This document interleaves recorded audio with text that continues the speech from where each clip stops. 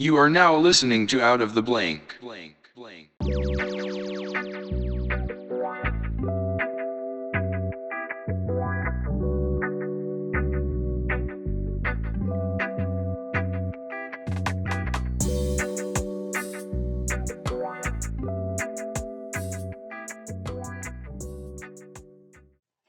Welcome to another episode Out of the Blank podcast. I'm here with Dan Holland. Now, Dan, you have the last name Holland, and it reminds me of something. So, you ever see the new Spider-Man with Tom Holland? Yes. No, I haven't, but I know who you're talking about. Okay. Well, this guy, apparently someone matched up a picture of me and Tom Holland side by side, and we look identical, and I hate Tom Holland.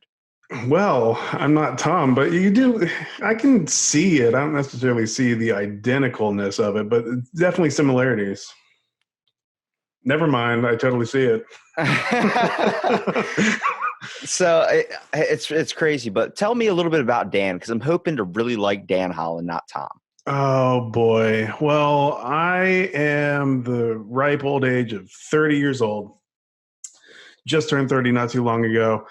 And I am just living my life as best I can. So by trade, I am a high school teacher. I teach juniors this year at least, but like I go back and forth between 10th and 11th grade essentially. And it is a huge pain in my ass. And I do things like this, the podcast, to kind of be my cathartic, what's it called? The humoristic side, or I guess so. Like this is a release for me essentially. Yes. It's not just I watch movies all the time. I play video games, but just doing podcasts, it's therapy, dude. It's Yeah. therapy. That's what it is. It's basically just like, depending on whatever you do, it's a good way for people to connect together with friends. It's a good way just to release the stress overall in your day, that a lot of people I see are now finding that out, and they're all becoming podcasters, which is amazing, because it's just a way to get your voice out there. And it's also, for me, I'm an insomniac. So what am I doing at 2:00 in the morning if I'm not in a podcast with someone from like Australia? I'll be listening to one. I just listen to them all the time now. Right. I mean, there's too many to listen to almost. It's crazy. So what types of stuff do you do, like teaching wise? So I'm an English teacher, but that wasn't necessarily my path, so to speak. I went to college. I went to film school first. And then after film school, instead of going right into the film world, because it's difficult to get any kind of footing there. Unless your name is Michael Bay. If it's Michael Bay, it's getting right in there. Exactly. But I interned a few places, decided I didn't necessarily like being on film sets, and I really enjoyed the theory aspect of film. So I moved down to Tampa, Florida, to go to USF and participate in their master's program with film and new media studies. So I got my master's degree in film and new media studies, and there's not really much you can do with that degree, period. Like you're going to be teaching, and I wanted to teach film, which is great, but in order to get into colleges teaching film, they want you to have at least a PhD, which is not something that was financially sound at the time, because I had gone through my film school and I had gone through my master's degree, and I owe a bunch of money in student loans, and it was just time to kind of make my bed with my wife and stabilize our financial situation. So we did. And the only way to do that with my degree was to basically become a teacher, because in my county, I teach in the Hillsborough County School District, and it's the 8th largest district in the United States. And we have a huge teacher shortage. So as long as I took all the mandatory tests that I had to take, I could immediately get a job. Is the job paying the best? Not really, but it was secure, essentially. Yeah, that's what everyone wants, is grounded footing before they go off and pursue something. A lot of people are afraid to not have that paycheck. I mean, you want to have stable ground or an option if you're going to leave a job, to make sure you already have one lined up so you're not without one.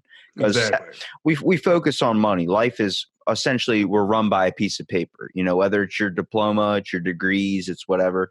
Honestly, the only degree I hold up really accountable besides my college degree. Above that, I have my United Church of Bacon. I'm an ordained minister, and that took me Oh, forever to try and get that through with my state. They were like, this. wait. Yeah, so there's an actual church under the Church of Bacon. It's a parody religion, which, like, I'm open-minded as a person. I've learned that through podcasting with so many different people around the world. Right. I never just come to a definitive answer on anything. So the Church of Bacon was a parody religion designed for atheists. It was basically when a hardcore Christian or someone that is of a different belief starts trying to condemn you for not believing in anything, you could just say you're under the Church of Bacon. And then it became a recognized religion. And then me trying to explain this to a woman in a suit at my state's courthouse was difficult. It wasn't fun. I'd imagine so. I had the paperwork. She couldn't say shit.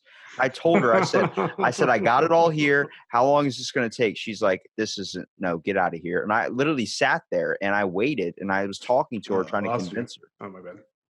But it took $45 and it took like a good hour of my time out of the day. But afterwards, I left becoming an ordained minister. That's fucking insane. But I'm like I have like this odd sense of pride for you in that moment where it's like, holy shit, that's something that is achievable. I put it on the fridge when I got home. Oh, please. Yes, absolutely. Now you need to frame it and put it up somewhere in your office or something. It's funny because my mom was like, "You don't even eat bacon." I was like, "Yeah, I don't, but still, I'm an ordained minister, so at any moment you hold hands with someone, you're getting married immediately." That's pretty awesome. That's such. I don't want to call it a ballsy move, but it's so just audacious, I guess. It's interesting that you would do that. I was just trying to highlight the weirdest aspect that we follow these rules and these guidelines in life and we hold things so accountable when really they don't mean anything, Right. They don't mean much. I think the amazing thing is that each item or thing that we've created in this world means something completely different to somebody else. A film, for example, independent films, the ones you focus on in your podcast. Yes. So that is like a lot of people would want to do an independent film because they don't see the beauty in it. Me, I've been scared in an independent film more than I've been in a mainstream one that gets absolutely. And people don't realize that. There's so many really good horror films that are independent. Like I used to write for a movie site that's just DVDs, like what's coming in next on DVD. So I got all these really cool independent features. One of them was called oh shit. If you say zombie strippers, I will jump through this computer and slap you in the face. No, it wasn't zombie strippers. That movie scarred me for the rest of my life. I watched that when I was 12 years old, and I was like, why did I think this was going to be good? No, it's called The Interior, and it's about this one guy who he quits his job because he hates it, and he just decides to go out in the wilderness and camp and live off the land, essentially. But as he's doing that, he's slowly going insane. But then there's this weird supernatural element that is kind of creeping up on him, and it's legitimately scary throughout the entire film. So better than Bird Box. Oh, absolutely. Yeah, that movie was garbage. That movie was garbage. See, I was like, the first 5 minutes were amazing when everyone's getting hit by trucks. I was like, this is fucking awesome. It's like The Happening. And the next thing you know, it just the rest of the movie was like gonna get you scared. Oh, something might be there. It's like, when am I gonna see someone jump through a plate glass window at a high speed? That's all I want. That's all I want. Yeah. Now, I don't want to necessarily orient it around film so much because I did listen to the one that you had with our fellow dude on the Necropodicon Network, Richard. But I will say that, my co-host and I, what we do is we review independent films, but we also put the word out to directors and say, if you have a film that you want to be reviewed, we're more than happy to do that. Open promotion. Yeah. So more often than not, they are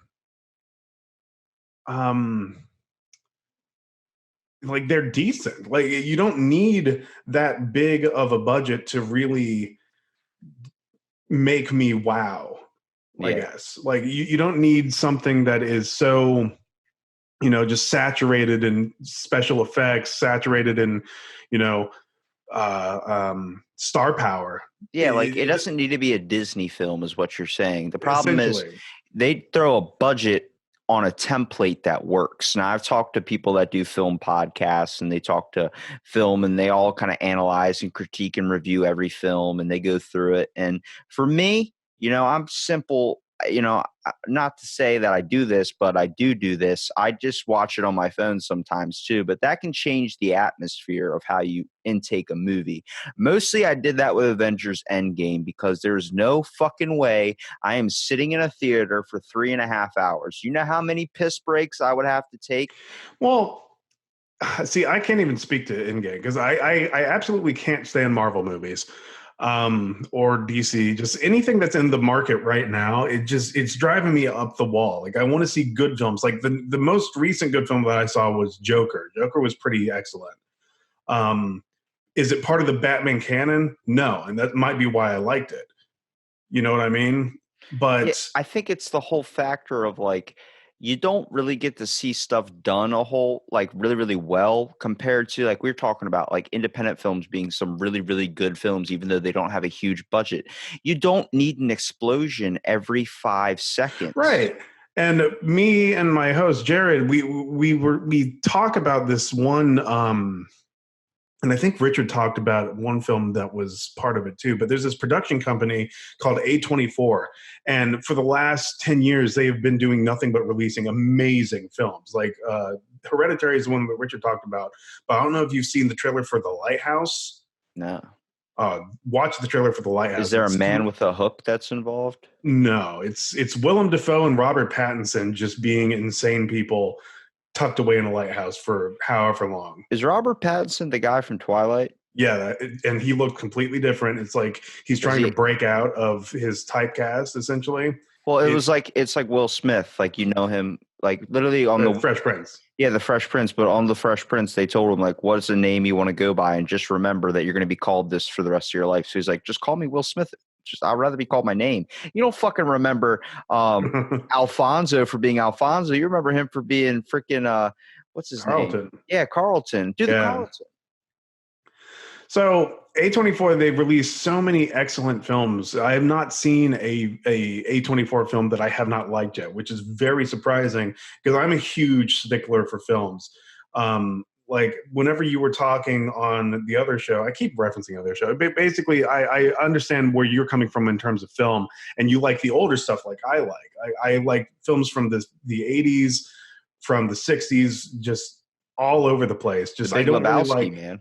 Yeah, oh man, the Big Lebowski. That's I have my ordained minister's license, and I also have my degrees under the Church of the Latter Saint Dude. So you're talking to someone that after watching that movie, I bowled for a year straight every single night. I would be there from like 10 p.m. and bowling alleys. They just don't fucking close. No, they don't. I used to be on a bowling league. I was in there at 1:00 in the morning bowling, and like me and my buddy were just getting all into it. I got so close to a perfect game. I mean, my average was above 200 every single time. And then I just went to go bowl recently, and I needed the fucking rails put up. Basically, I kept going into the gutter. I'm like, where did the talent go? Where did it go? It gets sucked from you, specifically. A little bit of housekeeping. I don't know if you cut things out. Does my thing need to be recording as well? No, I got it, bro. Okay, good. I don't edit these. People get really like kind of angry. They're like, I heard a dog bark. I was like, I'm an independent film, dude. That's what I am, except I don't edit. I don't go all, budget into it. I just decide, hey, this is real conversation. Let's be real. I don't mind that at all. I mean, if the children outside my window get into the podcast, then that's not my fucking fault. But, I live in a neighborhood. Ball flies through the window and just start screaming. I'm about to make a film on one guy that's about to beat the shit out of every little kid in this neighborhood. Anyway. Well, yeah, because with independent film, I think a lot of people look at like just how much advertising things get.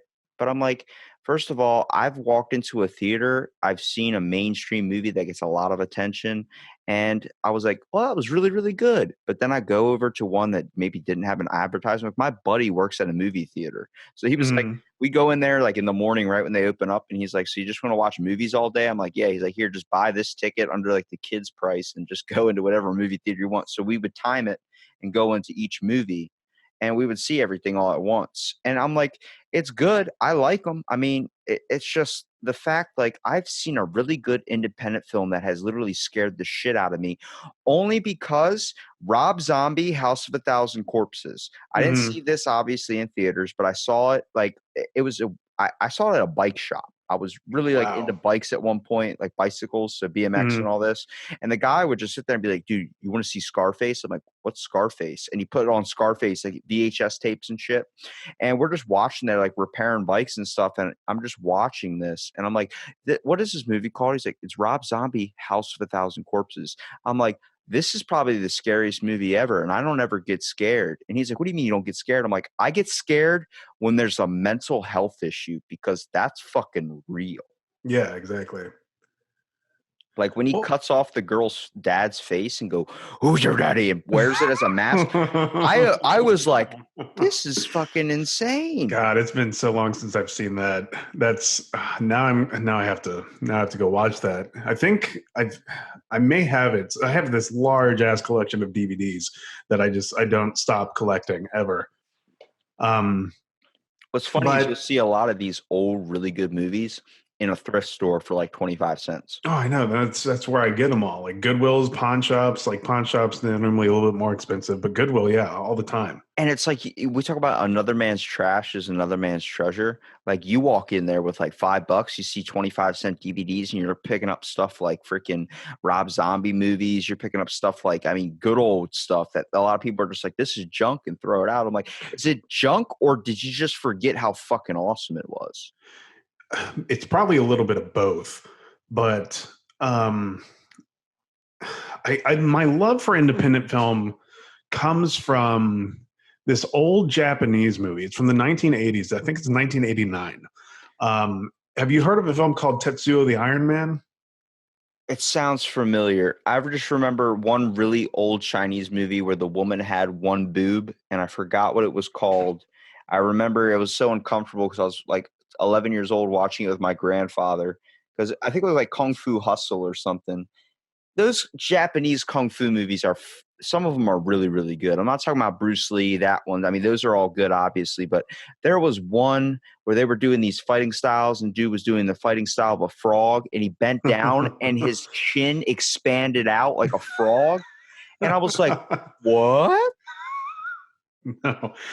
So Tetsuo the Iron Man is like this really underground, independent, like even for Japan's standards. It's like it's made on a very shoestring budget. It's filmed black and white, and it has some of the most insane shit you will ever see in a film. And as soon as I watched this film, it blew my mind, and I wanted to see more. So I started watching um, films like The Holy Mountain. Uh, what else? The Holy Mountain is one of them. Wicker Man, not the one with Nicolas Cage in it, but like the original Wicker Man. And just I got really into these older movies, and then I kind of got into old Japanese samurai films, and then I got into modern day Japanese movies, and it's kind of just really changed my perspective on what films can be in terms of art and what films can be in terms of entertainment.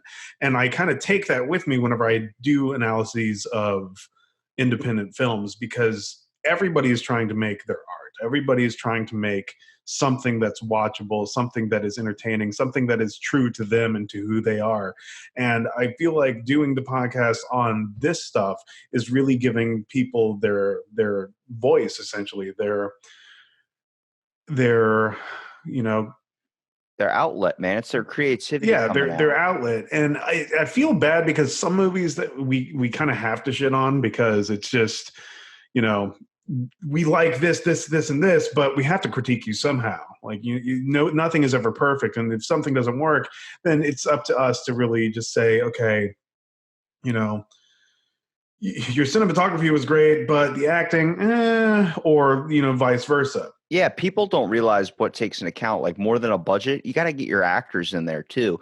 Fucking Christian Bale in any movie that he plays in, just an actor that goes full on as hard as they possibly can, pulling every single like obstacle, like just passing over it, every hurdle that comes in their way, and going all out. Like I know Ryan Gosling, he gained 60 something pounds to play this one person, and they ended up choosing a different actor last minute. And he was like, Really? he's gained 60 pounds for fucking nothing. See, acting is bullshit. I mean, it's awesome, but like, there's no way I would ever do it. Well, it's like, you know how much physical and emotional stress that places on you? Exactly. Like that's Like I could not bring myself to do that at all. It's fucking Johnny disturbing. Depp, man. That dude's gone somewhere. I don't know where he's gone, but he keeps I don't even know where he is right now. he's probably in one of his like 46 homes that he owns. He owns literally so many houses. His manager's like, stop buying them. You're not renting them out. You're not doing anything. You're going in debt from all your houses. He's like, He owns land. He's the landowner of the United States. but like the movies like Borat, all these types that you'll see like a couple trailers for and stuff, they're not mainstream, like produced by a highly good director, but they have good actors in them. Sacha Baron Cohen, like that. The Dictator was one of the funniest movies I've seen. They're like parody movies. It's like Scary Movie. Those movies, I've seen a couple before. I've actually seen the legit actual what they're making fun of. And when I see the actual horror film like Scream or something, I'm like, this is fucking, where's P. Diddy coming out screaming or something? Like, it's like, it's the funnest part. Right. Man. So here's a question for you. Thank you. Conversation. I love it. Thank you. What is your favorite movie? Oh, fuck. I knew that one was coming soon. I had one in my head. All right. So Richard asked me kind of the same question. He goes, what's your favorite bad movie? No, I don't care about that. I want to know your favorite movie. I want to cut deep. Oh, you want to open up the scar. Okay. Yeah. I think The Big Lebowski probably takes the cake because I basically got a freaking license under that damn movie. Actually, I did join the cult. So yeah. Yeah, probably Big Lebowski, mostly on the concept of I really like their directing style a lot, especially when they did the the Coen brothers. Mm-hmm. They did the Ballad of Buster Scruggs. That movie was phenomenal. It was fucking, I didn't understand it. I was like, because I don't sleep. It was like 1:00 in the morning. I was like, I'm going to take a quick like nap or something. I woke up and it was a different thing. I'm like, did Netflix just like Netflix didn't even ask me to continue watching. They just started playing random shit. And then it's like a bunch of small movies in one. I was like, whoa.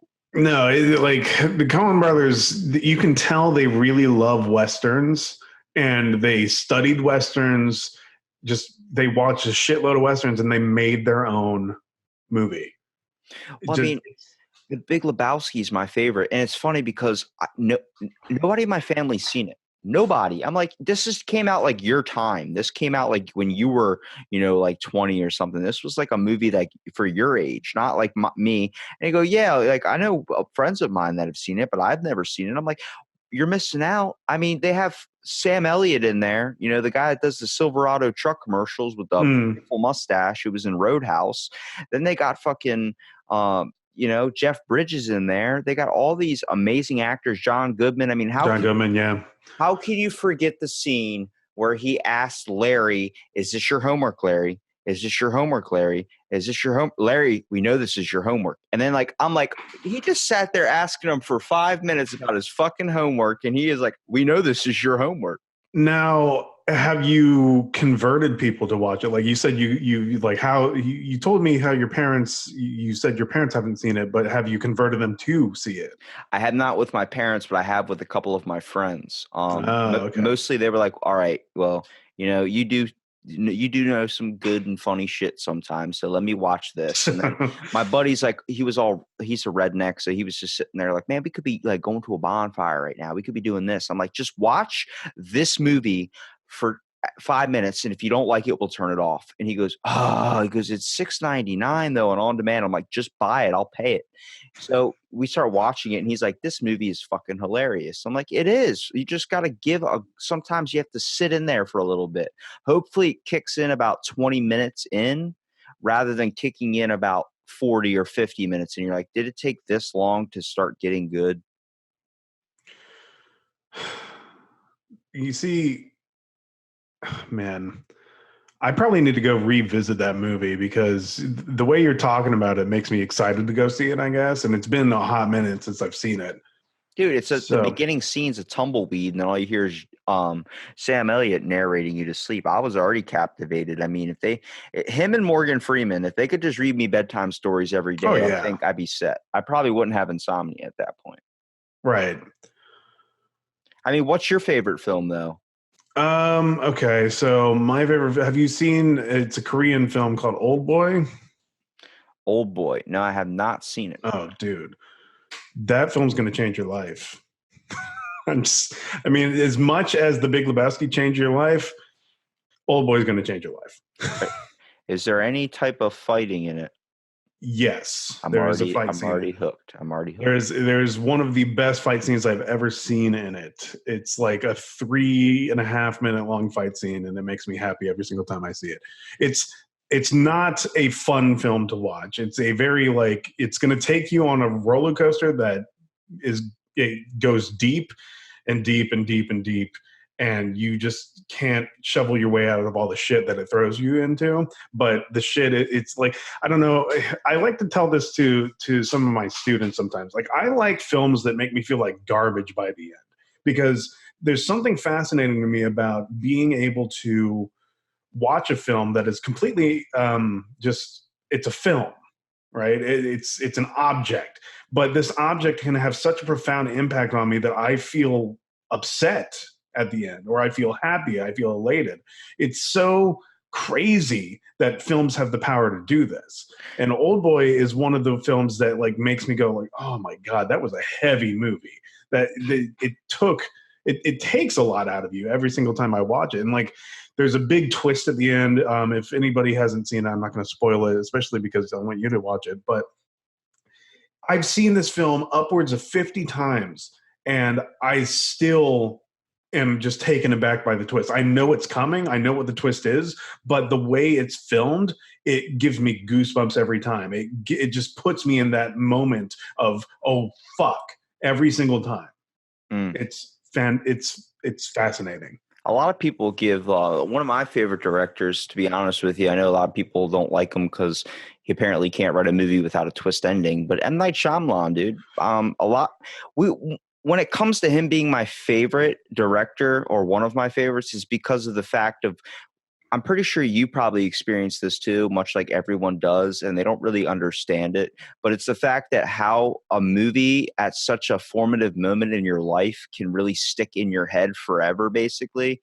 Like for me, one of the things that me and my mom went to go see Lady in the Water. Watching M. Night Shyamalan films were our thing, those types of moments that you have, a type of connectivity, every time I see an M. Night Shyamalan, I think of her. Every time, whatever, the list goes on and on and on. And that was always something we can still bond about. Like he wrote he just did Glass. Did you believe that? I'm like, we watched Split together. And then we just go on and on. Right. And it was like, I see where a movie, even if it's not really good, if it's super bad, but if it hits you at a certain point in your life, or something where you're kind of, you can return to it. It's like connected to you. Yeah, man, I'm trying to think of a film that probably did that to me. Like a childhood film of mine was Milo and Otis. Have you seen that with the cat and the pug? Fucking love that movie. I'll watch that movie all day long. Do you tell this to your juniors that you teach? Just be like, Milo and Otis, everyone look it up. I should, honestly. It'll change their lives. It'll make them feel okay. Because that's a great movie. It's a good feel-good movie, because the cat and dog overcome shit.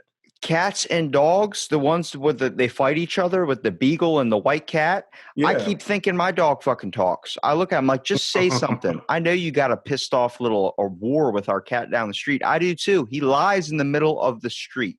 He just lies there. My That the car's cat coming. does? Yeah, I tell him, I'm like, I told my neighbor, I was like, dude, if I hit your cat, I'm sorry, man, but I'm trying to go to work. Your cat's being a prick. And he's like, well, he's laying down. It's cold outside. The pavement's warm. I'm like, well, fucking bring your cat inside. Don't give me that. We Sorry. joke. That's Animals hilarious. are fun. Just picture a cat laying in the middle of the street and you just honking your horn at it. It's I like, get hey, out come of the on, I get out of the motherfucker. car and I'm like screaming at it in its face, like I'm giving it like one of And those. it's just pep looking at talks. you, wagging its tail, like, fuck you. Cats don't even do that. They just sit there like, what are you gonna do about it? You gonna hit me with your car? I'm like, yeah, I'm going to soon, one day. Cats are special. I love cats. They're fun. See, the funny thing is, have you watched any of the SPCA commercials? If you say No, I haven't watched. But I mean, not looking it up on YouTube, because if you do that, you're practically putting yourself in a depression. But all the SPCA commercials with Sarah McLachlan, Okay. No, I know what you're talking about where they sit there and go, in the arms of an angel.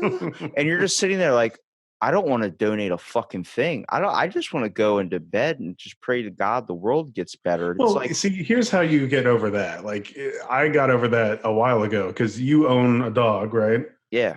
You're doing your part. That's Yeah, all it true. is. And they're like, donate and do this. I'm like, you'll donate to the dog before you donate to the African kid. I was like, why don't they just make the commercials better, first of all? And I had a friend that works at a SPCA, one of those rescue shelters, and they make up stories about the animals. Like how bad their life was, how bad this shit was. And I'm like, what? Why Wait, would you do like, are you saying they hire people to make up stories? No, they literally craft a story for the animal. Like, did you know he was abused? He came from a Oh, broken home. We found him covered in pee and stepped on by others. And I'm like, oh my God, really? Oh, I must adopt him. And then you're like, you find out they just made it up just to move dogs, like they're moving coke or something. I'm like, what are you guys doing? pure uncut dogs. Freaking PETA just puts them down. PETA's like, they're not gonna find a home. Put them down. I'm like, so what are you doing? Give it a shot. Give it a chance. You just brought it back to life, for God's sakes. Now you're gonna kill it. Why don't you just kill it then?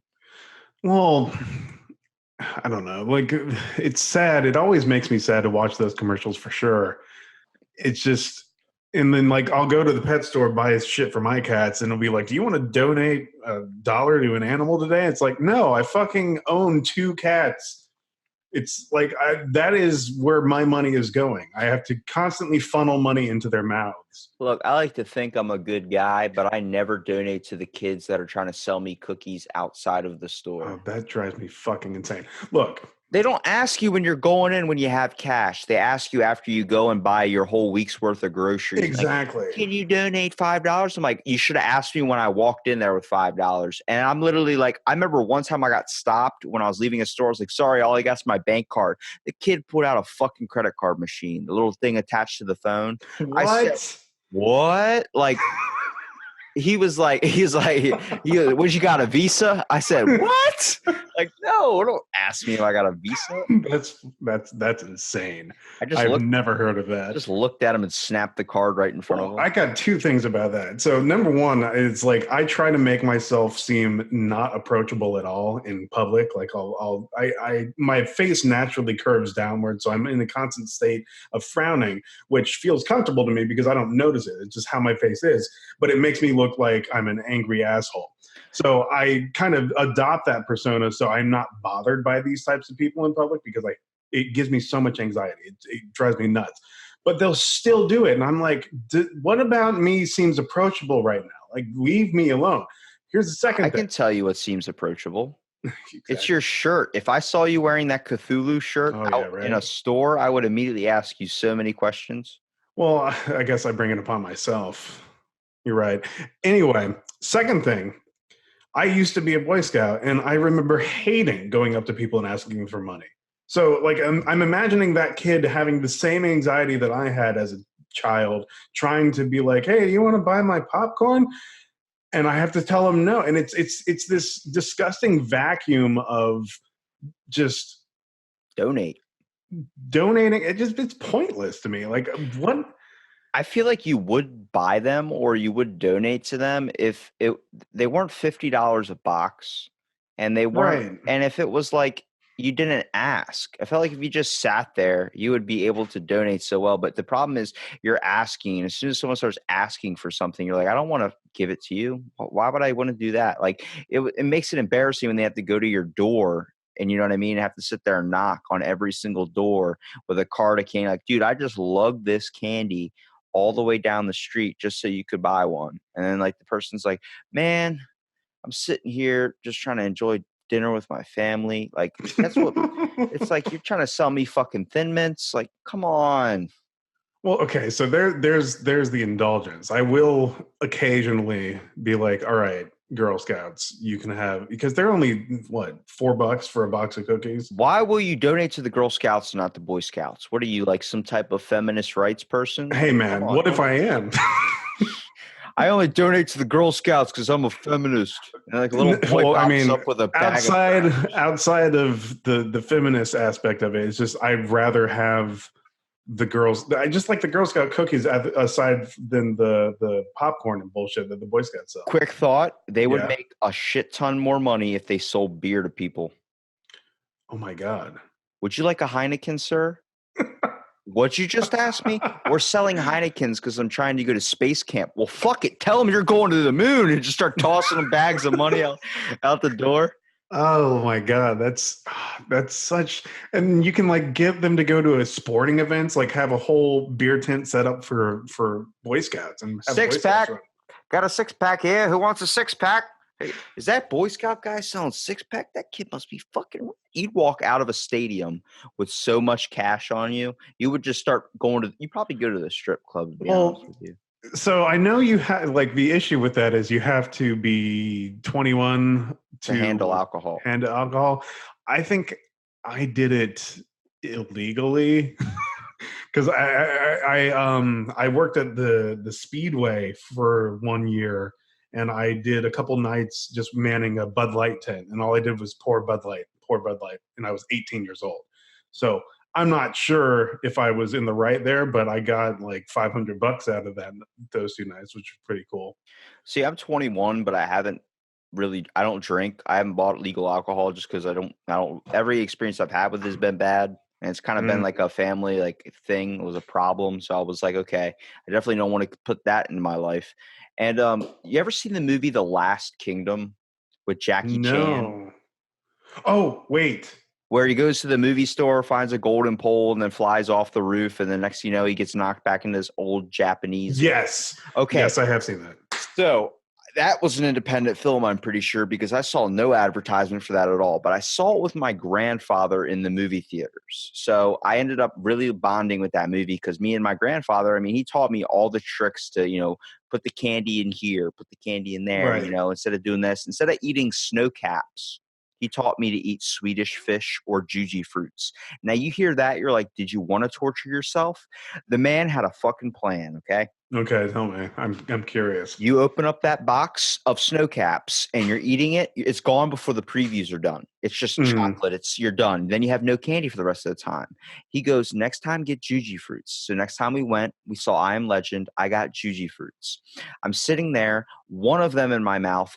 I was picking that sucker out of my teeth for 3 days afterwards. I'm sitting there. I'm like, dude, I still have my candy left. He goes, yeah, because you end up fucking eating that for dinner, breakfast, lunch, dinner. The next day, I was like, dude, you're not going to have to feed me for a week. He goes, that's the best part about them.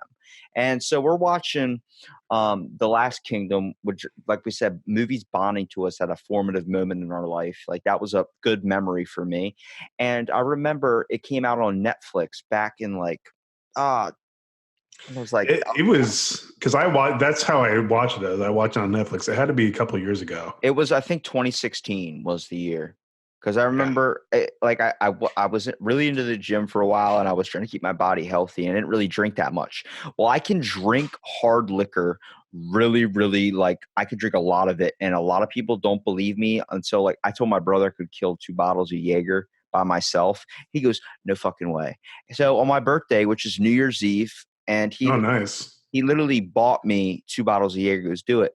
I did it all by myself and I still was fine. I could still walk. I could still do everything. He's like, how? I'm like, it just hits me. It doesn't hit me right. So he gives me this giant bottle of Fireball. I'm talking about the giant ones. Right. I took 2 sips of it, threw up. I don't want any more of it. And he's older than me. So I'm like, okay, well, I'll give it to my buddy or something. Because it's usually what I do is I give him alcohol because I work at a hotel. So I'm pulling him out of the hotel all day long. Mm. And so I'm like, all right, I'm watching this movie. I'm like, you know what would make the night a little bit fun if I just did some shots? So I'm sitting there drinking, basically sipping the bottle of Fireball all by myself. I killed the whole bottle down to a little tiny bit left. I mean, enough to where probably someone would need to get their stomach pumped. I was like, how am I not drunk? Then I'm going to the bathroom and I'm taking a piss. I paused The Last Kingdom. So yeah, that's why that movie sticks in my head, because that was a bad experience with Fireball. Oh, shit. But I'm going to the bathroom. You ever seen the movie Scary Movie? I think it's the third one where the I've only seen 1 and 2. So. Well, he's playing Yahtzee and there's a shelf behind him and he goes and he's like, he knocks himself out by jumping and hitting the shelf and then falling down. Well, I was taking a piss and there's where my toilet is, behind me is a shelf. So I was backing up and I didn't know because I was hammered and I just totally thought I was fine. And I knocked myself out, woke up on the bathroom floor to someone screaming at me, telling me, "Are you drunk?" And I just got up and laid down in my bed. I was like, no more alcohol. And I have not seen that movie since. I saw it. My buddy was like, dude, guess what I got on DVD? And he showed it to me. And I was like, I immediately remember why I hate everything about cinnamon. I know that's a weird story, but I'm like, that's what a film can fucking do to you. It's an awesome. It's a testament to what films can do. Absolutely. I mean, we talk about them being so impactful. Like, you want to talk about a good, impactful movie that when you watch it, it impacts you so hard you want to go and sign up right then and there for whatever that they were promoting in that movie. Lone Survivor. That movie afterwards, I was like, I want to join the fucking army. I want to go parachute out of planes. I want to start scalping people. I think I've seen that one. Dude, they're falling down a mountain for like a good hour of the film. You're just seeing a dude bash his head on a rock. A dude flies like doing cartwheels through the air like he just got thrown from Twilight or some shit. And he hits his back on a tree. You just hear the back snap. And then he just starts going down and then slams his head on another rock. I'm like, this dude's been falling for 30 fucking minutes now. Lone Survivor, I don't know if you know what it's about, but it's a bunch. It's like the Navy SEALs when they went to go kill somebody. They went on this stealthy mission. Only one of them survived. So you get to see the whole team throughout the whole entire 2.5 hour movie just get picked off one by one. Wow. But afterwards, everyone was like, that was a propaganda act because we all want to sign up for the military right now. Interesting. It showed like the realest kind of hardest aspect. Like, it shows the beginning. It's actual live footage of Navy SEAL training where they're just arms kind of crossed together, sitting in like the waiting of the water during winter, sitting there trying to endure the cold. And the guy's just going back, goes, the bell's over there. Ring it if you're a pussy. Ring it, ring it. And like, he's just like, you get to see the hardcore training they go through. Then they make it. Then they're all friends. You get to see them hanging out together going, oh, we got a mission. Then they go out on a mission. They all just start getting picked off one by one. Wow. That sounds like a fun movie. Like, is it like a good war movie? It's probably one of the best I've seen. I mean, if you've seen American Sniper's good, but Lone Survivor takes the cake out of all. I mean, they definitely Hollywooded it up, but they made it done right. Okay. I may have to watch that, put that on my watch list. What's one good movie that you would want to recommend to people out there, especially me? Oh, there's too many. I'm sorry. I can go down this gigantic list of like my top 10 favorites. So I definitely watch Old Boy. I mean, I can watch like. Do you want like your typical movies, or do you want like a left wing movie? Like, I want to out of left field, like Between Two Ferns that no one is going to take the time to look up on Netflix unless they see Zach Galifianakis. Between Two Ferns was fantastic. It's the best concept, dude. I mean, Zach Galifianakis is a funny comedian. He makes a movie and he does it by himself. You just see Will Ferrell come out on a Segway, wearing a giant cowboy hat and like a suit. That still makes me laugh. A couple on Netflix that I watched. So if you have not seen The Ritual, it's a Netflix original movie. Watch that one. The Ritual is it's a good horror movie. Is that the one where people die like in a game? No. It's like a group of friends decide to go on not a mission, like a hike, like a what's the word I'm looking for? Like a vacation hike. Like they're going to Switzerland or something to hike in the forest for a week. And their buddy ends up dying before they can do it. So they decide to have that hike in his honor. And they stumble across a fucking weird ass cult in the middle of the woods. And it's fucking amazing. Cam is another Netflix original that blew both me and my co-host mind. We have an episode on it. It's one of our earlier episodes, but that episode or just that movie it's so good. That one's about online sex workers, basically the women who are on like the campsites. This girl is on a campsite. She's trying to rise up in the ranks of the campsite, and all of a sudden, whenever she's actually succeeding, she has a doppelganger take over her cam feed. And she's like, how the fuck did this happen? Ooh. It's bonkers. Now, what's one bullshit movie that you've seen? At least, like, I saw one recently. It was like one where there was like an app that was killing them. It was infected by a ghost or something. It's a bunch of people like committing suicide. Like it tells you the day you're going to die. Oh, I know what one you're talking about. So, what do you mean by bullshit then? Like, it just seems like it's just the same malarkey over and over again. It seems like a lot of movies are coming down to that now. That's why I like older films. And I've kind of talked to a couple people about this, and they say it's because there's a template that they know works, like a superhero movie. Usually works. Okay. So that's exactly what it is that's happening. It's the marketability of films. It's like they find a template that works, and it wins them or earns them so much money that they're like, okay, let's just throw a bunch of shit at it again, and hopefully it works. And it ends up working because the template it's this disgustingly saturated thing that we can put a PG rating or PG-13 rating on anything, and it's marketable to not only us but to the Chinese market.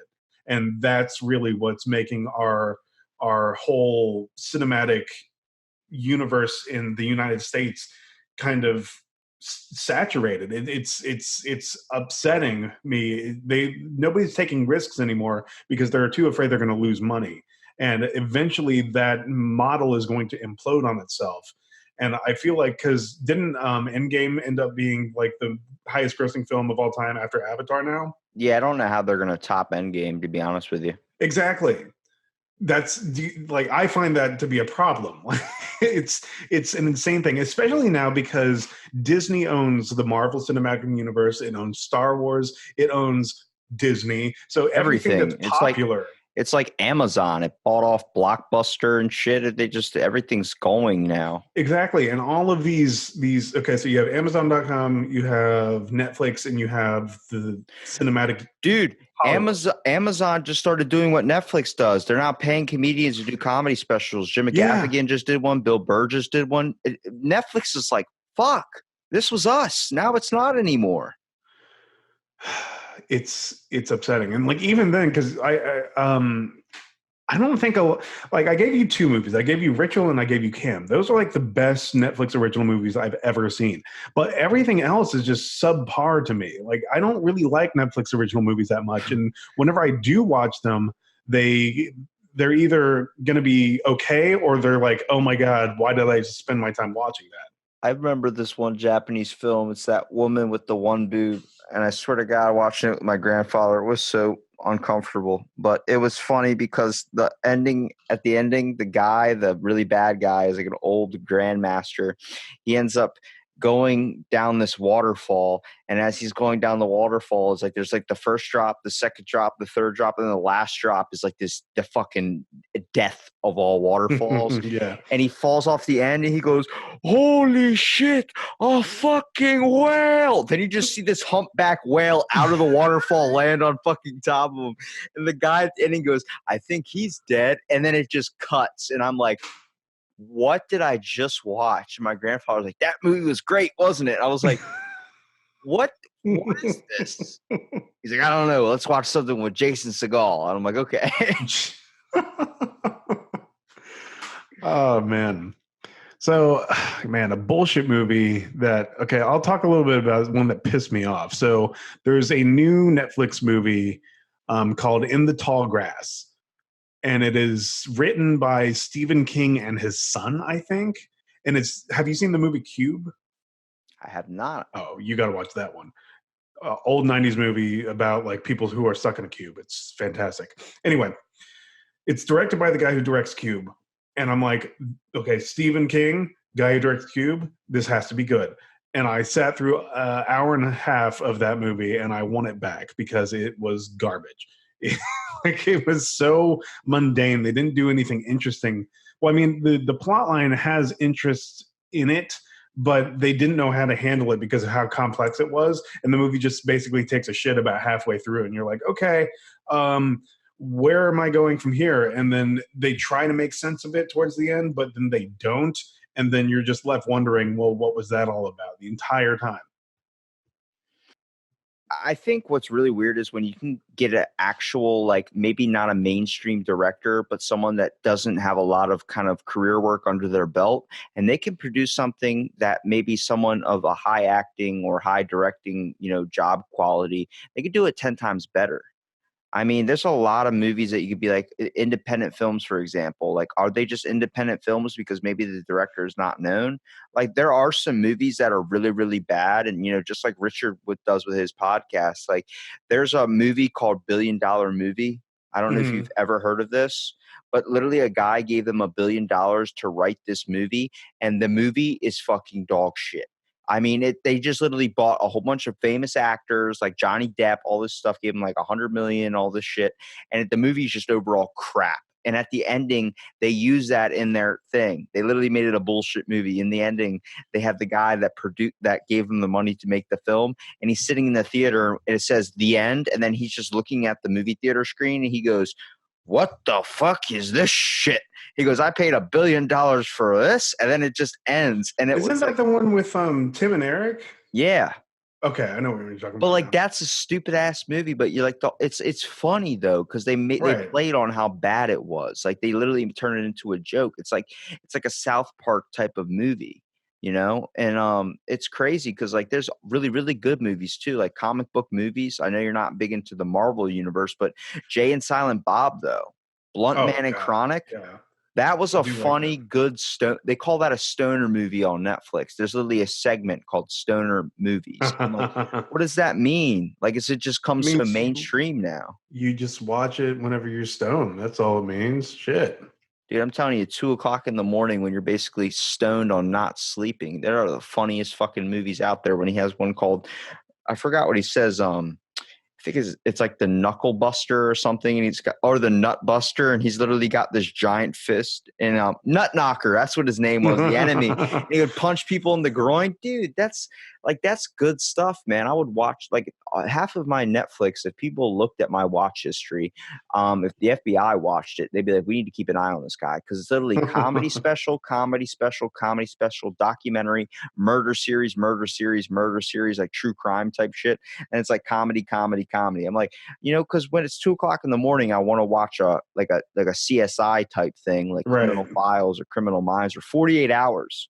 That I find humor in that. I find humor in like things where people are like trying to give a rationalization for something they did, and they're just like, because that's what I wanted to do. That's what. That's why I robbed that bank. Okay, and I went on that getaway car. Well, man. Don't worry, I left you on a thing you really couldn't go off of, but I got one for you. So Okay. if you're when you're analyzing a movie kind of and you're going through kind of the whole process of it, like for one of your podcast episodes, Right. do you get them like do you think about maybe this will be a good movie to look back on? Or do you look at it like you come across to be like, let me watch this movie, then you're critiquing it as it's going? It depends on the movie. Like sometimes I have to watch it or at least a scene more than once because it might be a poignant scene or just a scene where I don't know what's happening, and I'll take adequate notes on that and I'll kind of talk my way through it. But typically I like to um take the notes as they come and just watch it once. But sometimes I'm so surprised by a movie that I will watch it again. So it is a little bit of both, I think. It's like pistol whipping a blind kid. It just randomly hits you out of left field. You're like, whoa, I did not expect that to be that good. Dude, I'm telling you, me and you should make an independent film. Let's do it. And I think we should do it around the Boy Scouts. But I think instead of selling alcohol, they're selling like drugs. Like in the Thin Mints, there's like it's like laced with like, I don't even know, whatever, any drug. They sell them all. And then Scarface is like the mother hen of it all. So we get Al Pacino. Oh my God. So Al Pacino comes out like in a skirt, like, did you sell your cookies? Did you sell them? And then they have like we'll just throw it at Christopher Walken too. And not just any Al Pacino, but like the current old Al Pacino. Yeah, that's what I'm saying. Perfect. Perfect. Al Pacino. We'll get Sylvester Stallone like in the wheelchair. Oh my God. In the car. Yeah, like let's make the Expendables 7 like in 20 years whenever they're all like decrepit. People are going to start turning into dust when they get hit. Like, you know, he's going to throw a left jab, you're going to take it, and then you're going to fall backwards, okay? And he goes, okay, all right, I'm going to do that. I'm going to do that. And he gets hit, and all you see is him just turn into dust. Like, what the fuck happened? He's old, man. He's 74 years old, but the man is on some type of testosterone thing because he's ripped. Yeah. We'll see an Expendables 45, I'm pretty sure. Or a Sharknado 57. Those movies make me mad. What, Sharknado? Yes. You don't like a bunch of sharks in a twister? It's not that. It's just the attitude behind those films. It's like I'm gonna make a film bad on purpose, and I'm gonna continue to make it bad, and then everybody is part of the joke. I don't like that. I think Richard said this on his show, but I like it whenever films are not meant to be bad. They're meant to be very good artistic films, but they end up being really stupid and hilarious. And it's like, it's not a fault of the director. That's just how it goes. And those movies that maintain those cult statuses are just fantastic.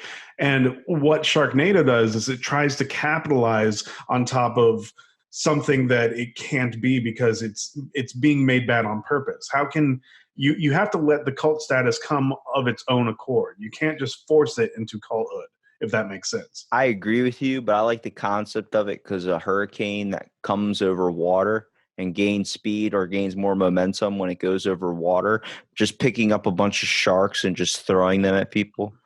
Like, that would be fucking awesome. Imagine you're just driving around in your Prius, windows down, whatever, wearing your sunglasses and your Gucci bag beside you with the Chihuahua inside, and a fucking hammerhead just flies right through the fucking windshield. That's perfect. I mean, priceless. Like, well, that movie kind of spurred a brand new fear for sharks. Not even fear for sharks. It's a brand new genre of shitty movie, and that's just there's so many shark movies nowadays. It's ridiculous. Jaws is the best, dude.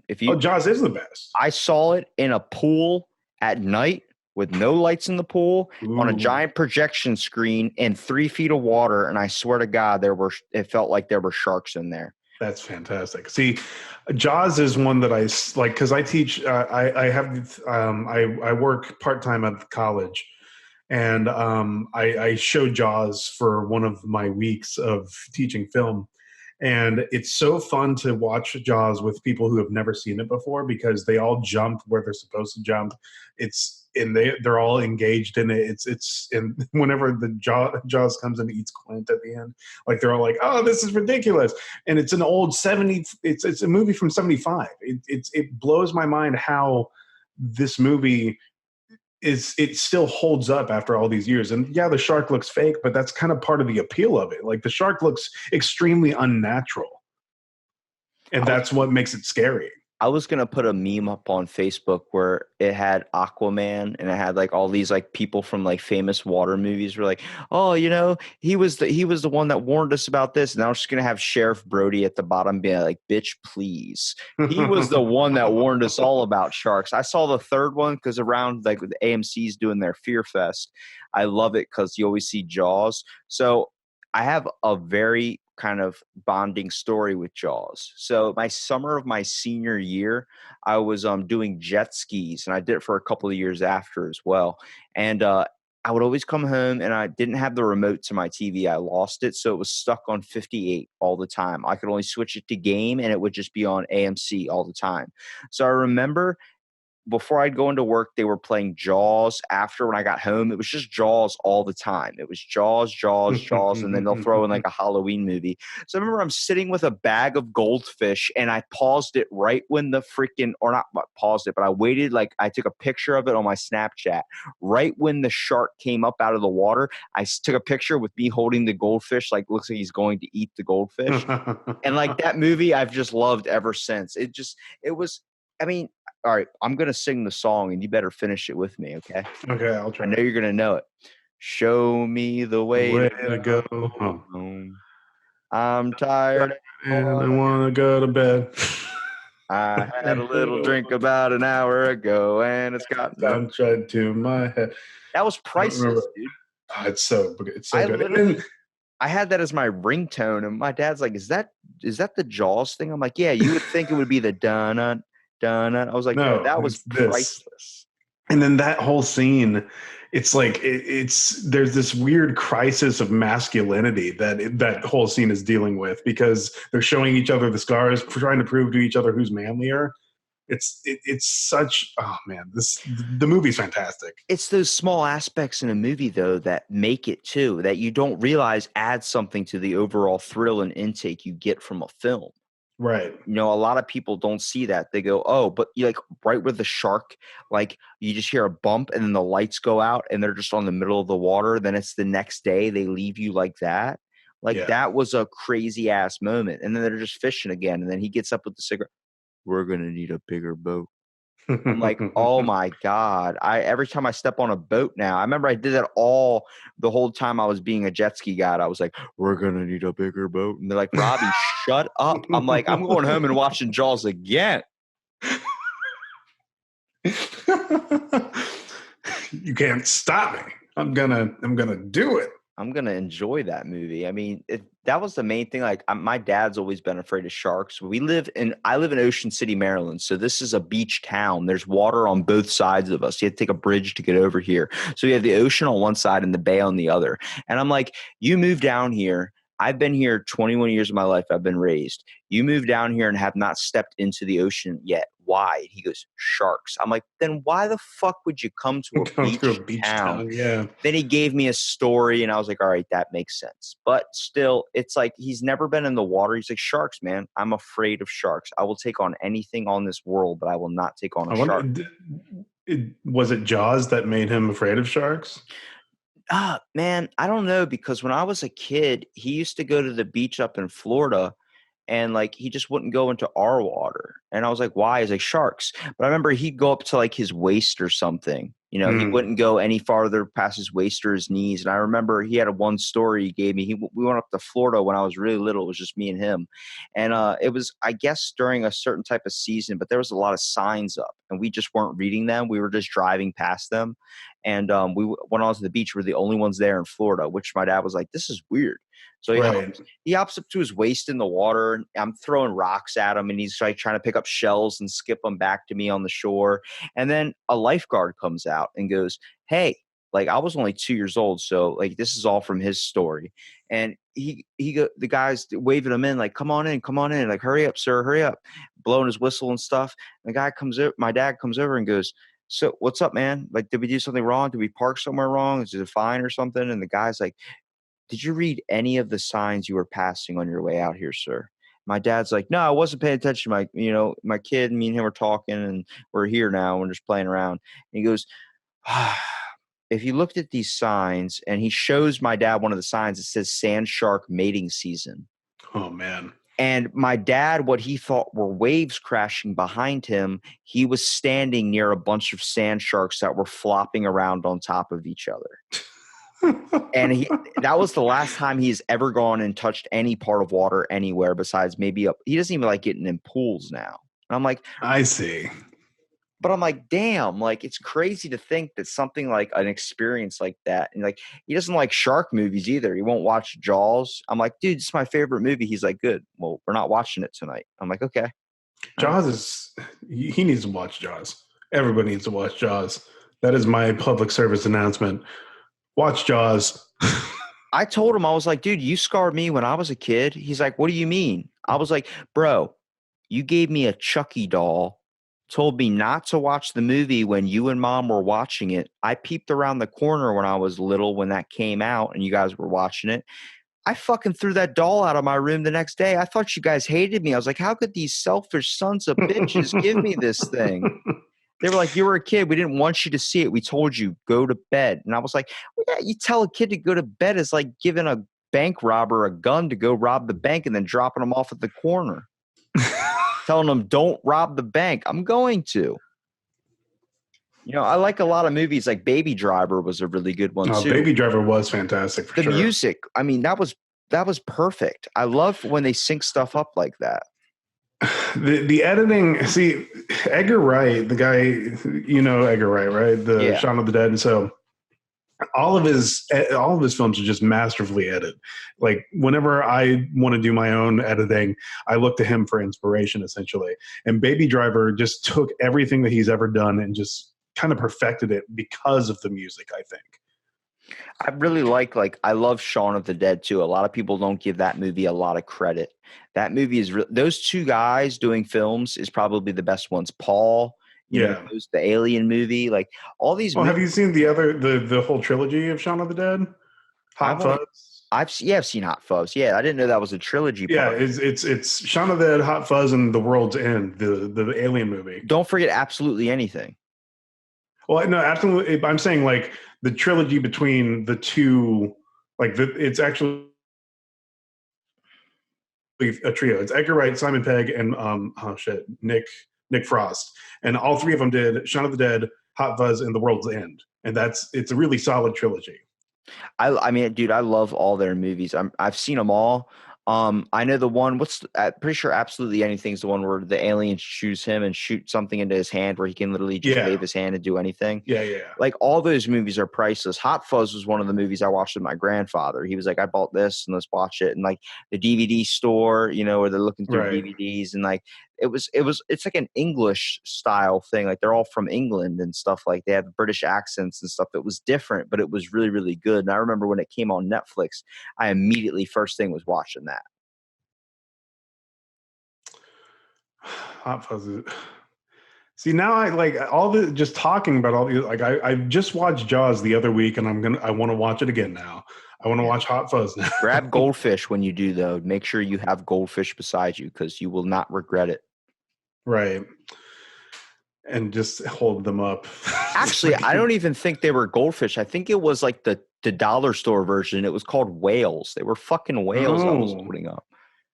They're 10 times better than goldfish. Sometimes you go into a dollar store and you find like an off-brand of something. You're like, this is way better. Yeah. I've done that a couple times. Like Rip It Energy. It's like better than Monster. The orange one's the best. The citrus. I like the citrus. And they have like the dumbest names for them too. Citrus is just called citrus. And then the other one's called Power and it's blue. And you're like, you drink it. You're like, what is the taste? It's Power. That's what it is. It's blue flavored. Yeah, it's blue. It's blue Power flavored. Now, are you a Hot Pocket or Lean Pocket guy? Probably a Hot Pocket. Now, why? Do you know how to cook them properly? Because I swear every time I put them into the microwave for 15 minutes to cook it really, really good, the inside is still like an iceberg. Really? Yeah. That does not happen to me at all because it comes out boiling lava hot. Yeah, there's either two temperatures to it, boiling hot. The outside is though, then you start biting into it. Like I remember having video game marathons and having like movie marathons. I remember in my Xbox, I had 3 DVDs by it, but one would go in there and I'd be way too lazy to change it out because this was my high school years. So I was kind of getting stoned and I was like, I don't feel like getting up and opening up the disc tray. So I remember I watched Signs probably 50 times a day. Then then after like a month of that, I mean, I can tell you all of the lines, everything from Signs. I watched all the director's cut, the extended cut, and I put in Texas Chainsaw Massacre. That I changed in about 3 days because I could only have so much of people screaming and yelling over and over again. And then I did Step Brothers for like 4 months. And I mean, I left that in there and I listened to the extended cut. If you listen to the director's commentary on Step Brothers, it's Adam K, all those guys. They start talking about Talladega Nights. They start talking about everything. Oh, that's awesome. And they completely just forget the movie. So imagine you're stoned sitting on a couch at like 12 at night or something, and you're just listening, like you're watching Step Brothers. It's the Catalina wine mixer, and all you hear is them go, "Hold on, is that Michael Jordan? Michael Jordan, come on in here." And Michael Jordan walks in, and they're just talking in the background, all having a conversation about NBA. And I'm sitting there like, am I like in a parallel universe right now? Like, it was hard. Oh, man. Like, I remember that whenever I see Step Brothers, I was like, yo, you got to listen to the I got to listen to the director's cut commentary. of That sounds amazing. They're just sitting there talking about shake and bake for like the first 10 minutes of the thing. I was like, this is amazing. Now, you gave me so much stuff to put on my watch list. Look at that. You thought you were going to teach me. I know, right? I'm so unexposed to these. That director's commentary, especially, that sounds hilarious. The student has become the master. Fucking the guy just goes down the waterfall. Wait! I was like, what? Oh man, there's that one, and the dude, he had nunchucks, but the nunchucks on each end were hamsters. Oh, okay. I know what movie you're talking about. I've seen that. I don't know what happened. I don't know where time went, but I want it back because that was amazing. Well, I mean, hey, I appreciate you doing the podcast, dude. I know we've been running pretty long, but I really appreciate you coming out and at least informing me on what kind of your podcast is about too. But I want to give you here a minute at the end to kind of promote your content so people out there listening can also find it as well. Right. So you can find our podcast on Podbean. We are at Podbean podbean.com/The Indie Film Review, or is it The Indie Film Review at podbean.com? Just Google Indie Film Review and you'll find us. We're on Twitter at Indie Film Pod. We're on Instagram at Indie Film Review Pod. We are hosted by the Necropodicon Network with Bad Brad Movies. But if you have any kind of independent film that you want to let us know about, just go ahead and tweet at us or Instagram us, or I think you can email us at theindiefilmreview@gmail.com. And yeah, we just review independent movies. So we take listener suggestions. We also take director, what's that word? Director submissions. There we go. There's the word. Yeah, maybe get your stuff featured. Yeah. Dude, I'm telling you, we got to make a movie about Boy Scouts selling drugs. I feel like that idea has gone to executive, but it just never been made yet. In a world where there's drugs sold by kids who also sell Thin Mints, will you choose the peppermint patty or will you choose the blow of cocaine? I'm in it. There's a dude that he's a religious guy. He rides around in my city with a bike, and he has this giant cross, like it's made out of wood. And I was like, I know he sells drugs out of that cross because he has stops all through town. He's just riding around. I'm like, but you see him do it at like 1 o'clock in the morning, all day long. He just rides his bike. It's got lights on the. How big is the cross? It's fucking huge. It's probably really heavy too. It's like the size of a car, but it's light ass wood. So he's just riding, and he just has the back of it has wheels on it. So like he's just wheeling it around everywhere. I'm like, yo, he probably has marijuana all up in the cross. I feel like I've seen that guy in my childhood, like where I grew up in Florida. Everybody has that guy. Yeah. It's like a crazy uncle. There was a dude who had it. He wasn't riding a bike though, but he had a cross that was on wheels that he was just dragging up and down the beach. I live in a beach town. Maybe he came to my place. Maybe he did. Or maybe he's been traveling beaches. The beach traveler. The beach man. Check him out. He sells drugs through the Jesus cross. We make a film on his life. Well, like I'm pretty sure every town probably has that because I'm pretty sure everybody has a crazy uncle that just wants to wrestle all the time. Like, why do I got to wrestle with my pants off? I don't like it when Uncle Larry comes over for the family reunion. He's trying to make me wrestle him. And he always gets. So whenever he's not at the family reunion, he's on the beach, spouting the word of God in the front truck. Why are you so sweaty? Oh, gross. Well, thanks so much, Dan, for being on the podcast. Thank you for having me, man. I appreciate it. It was a fun time. And I'll make sure to put your links and everything in the description so people could see it. And stay tuned for another episode of Out of the Blank podcast.